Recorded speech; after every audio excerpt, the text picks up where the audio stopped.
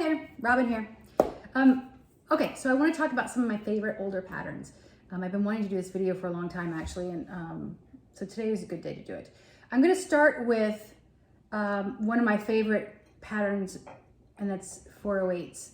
The 408s were a top tier pattern when they came out. U4 was the highest level. There was no limited editions, none of that. And it was kind of groundbreaking. They did it in 3 different versions. So this is 408. This is the 408 I'm talking about. And this is how it should look, by the way. Earlier versions of this, it was actually a little bit rougher, but this is sort of where they settled. And for years, a good decade, this is how they painted this pattern. They did this, the blue. Let's try not to break anything. They did the green version, which just is amazing on a table with the blue. And they did an orange version. And I'm sorry to say that I did not collect any of the orange version. This is the only piece I have in it.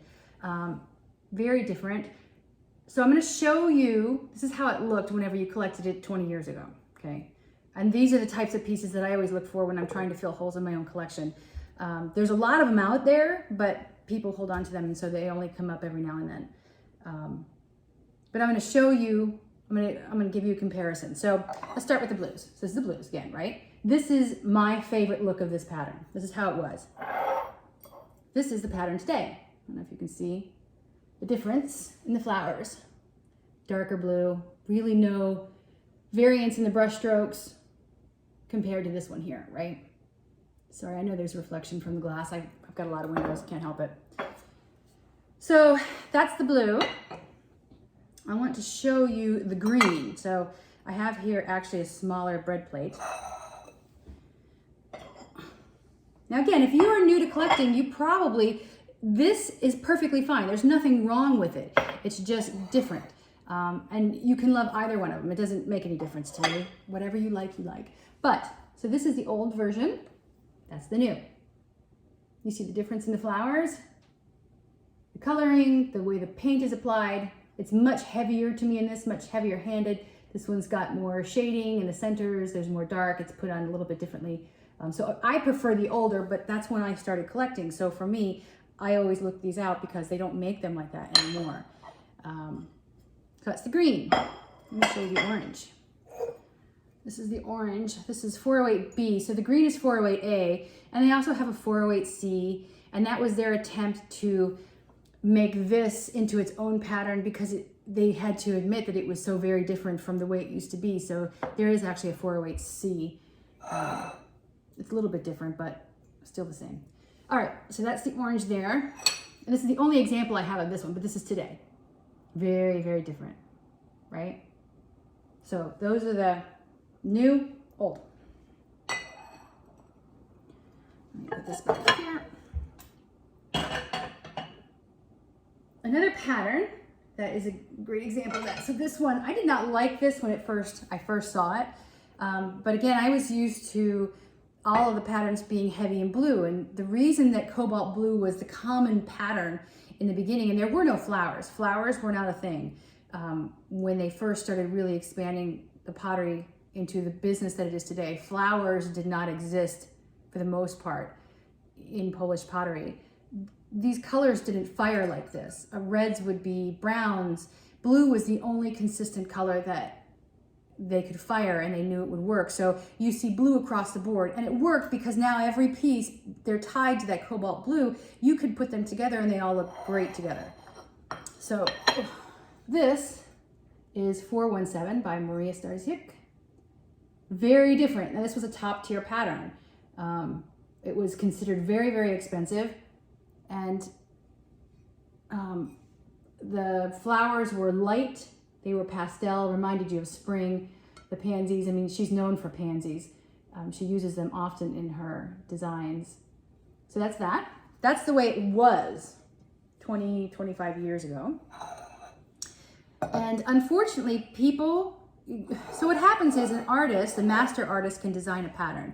Liana Starzyk, they can design patterns, and in the early days, they often painted their own patterns, but as they became more in demand and their production ramped up and more people were carrying it and it became more popular, one artist couldn't do that. So they once you reach a certain level of artistry at the factory, you could reproduce certain patterns. And so people began to reproduce them because that was the only way to fill demand. And this is how it has morphed over the years. So this is how it has changed. It's sort of like the 408. So you go from the light, delicate brushstrokes to being a little bit more heavy-handed. Let me show you a different example that might.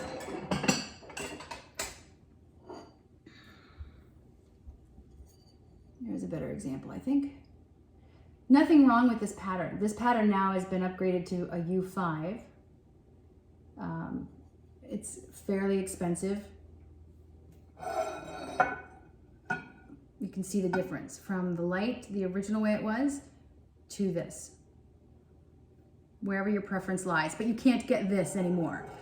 So if you collect 417, like I do, I look for older pieces that are online that maybe someone is getting rid of, or they don't really know what they have, so I've been able to get a number of beautiful pieces. But this is what, if you order this now, if you tell me I want a 417 and, I don't know, a big mouth fish, this is what you get.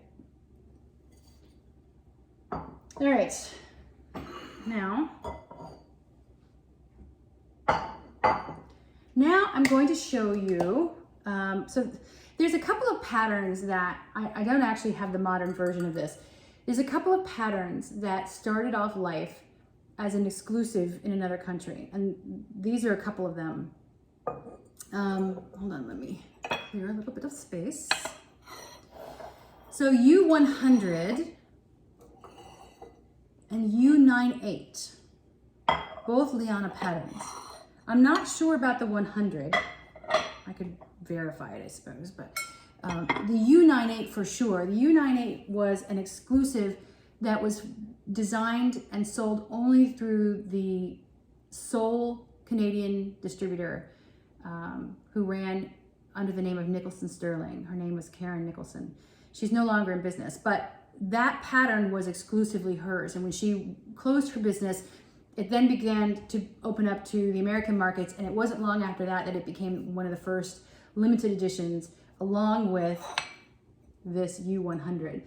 Funny story, I used to have a brick and mortar store in Winter Park, Florida, and I had a lot of this pattern, and I had a lot of U98, and it didn't sell.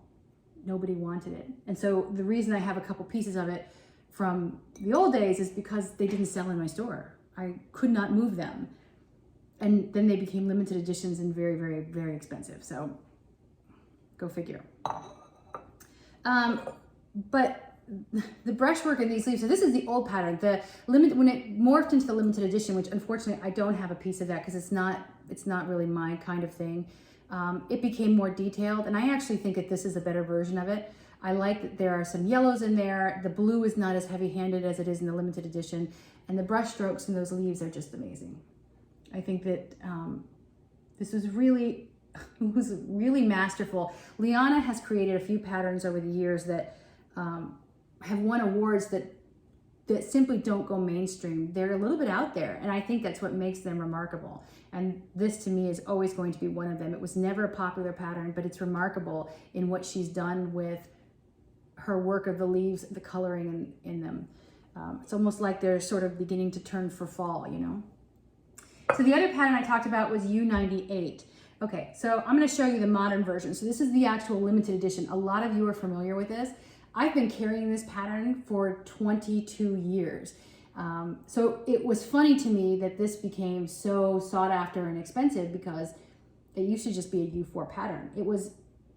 I was friends with the Canadian distributor, so I was able to get it way back when. But again, like I said, in the brick and mortar store, this did not sell.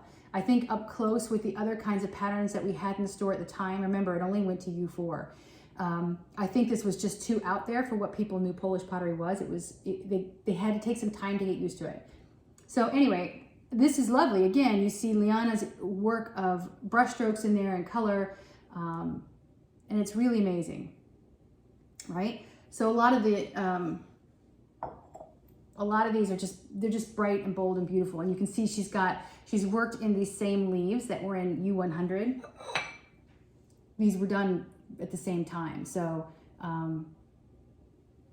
she's got tones of that U100 in here. Beautiful plate. These are mine. I put them on the shelf. I don't really use them, but beautiful. So I thought what would be fun is I'm going to show you what U98 actually looked like when it was an exclusive for somebody else, where it started life at. Everything has a life cycle, including limiteds. Well, these two. The other limiteds don't. So this is the last remaining piece, by the way. This was actually a 98 that I had from my store. I have a couple of these left. I didn't end up getting rid of them. I kept them because I thought they were cute.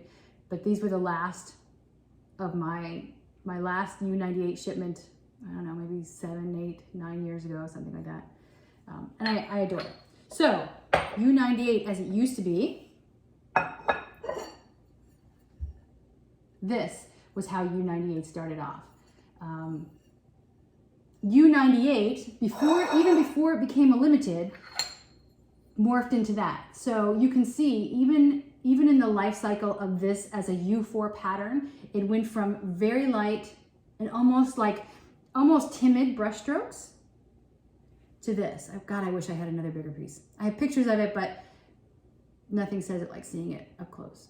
So even as a U4 pattern, sort of like the 408s that I've showed you, it changed over the years and became more bold, and then it jumped to the limiteds.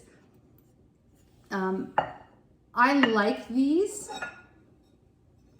Here's a pie plate. I have not decided what I'm doing with these. I don't know if I'm keeping them, I'm going to sell them. I really don't know.